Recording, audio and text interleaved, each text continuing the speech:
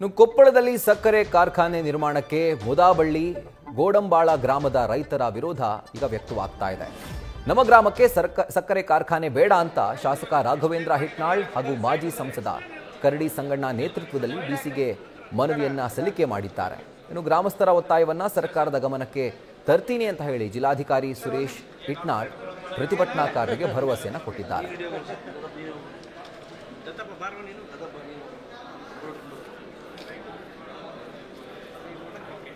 ಮುದ್ದಾಬಳ್ಳಿ ಮತ್ತು ಗೊಂಡಬಾಳ ಗ್ರಾಮದಲ್ಲಿ ಒಂದು ಶುಗರ್ ಫ್ಯಾಕ್ಟ್ರಿ UKM ಫ್ಯಾಕ್ಟ್ರಿ ಅಂತಕ್ಕಂಥದ್ದನ್ನು ಸ್ಥಾಪನೆ ಮಾಡಬಾರ್ದು ಅಂತೇಳಿ ಅದರಿಂದ ಪೊಲ್ಯೂಷನ್ ಆಗ್ತದೆ ಅಂತ ಒಂದು ಮನವಿಯನ್ನು ಇವತ್ತು ಕೊಟ್ಟಿದ್ದಾರೆ. ಮಾನ್ಯ ಶಾಸಕರು ಮತ್ತು ಮಾನ್ಯ ಮಾಜಿ ಸಂಸದರು ಅಲ್ಲಿ ಜನರೆಲ್ಲ ಕೊಟ್ಟಿದ್ದಾರೆ. ಈ ಹಿಂದೆನೇ ಇದೆಲ್ಲ NA ಆಗಿದೆ ಮತ್ತು ಪೊಲ್ಯೂಷನ್ ಕಂಟ್ರೋಲ್ ಬೋರ್ಡಿಂದ ಪರ್ಮಿಷನ್ ಎಲ್ಲ ಆಗಿದೆ. ಆದಾಗ್ಯೂ ಕೂಡ ಅವರ ಮನವಿಯನ್ನು ನಾನು ಡಿಟೇಲ್ ಆಗಿ ಪರಿಶೀಲನೆ ಮಾಡಿ ಏನು ಸಾಧ್ಯ ಇದೆಯೋ ಆ ಕ್ರಮವನ್ನು ತೆಗೆದುಕೊಳ್ಳಿ. ಇದನ್ನು ನಾನು ಇನ್ನೂ ಈಗ ಕೊಟ್ಟಿದ್ದಾರೆ ಅವರು. ನಾನು ಡಿಟೇಲ್ ಆಗಿ ತಿಳ್ಕೊಂಡು ಕ್ರಮ ವಹಿಸ್ತೇನೆ. ಸರ್ಕಾರದ ಗಮನಕ್ಕೆ ಸರ್ಕಾರ ಕಳಿಸ್ಕೊಡ್ತೀನಿ.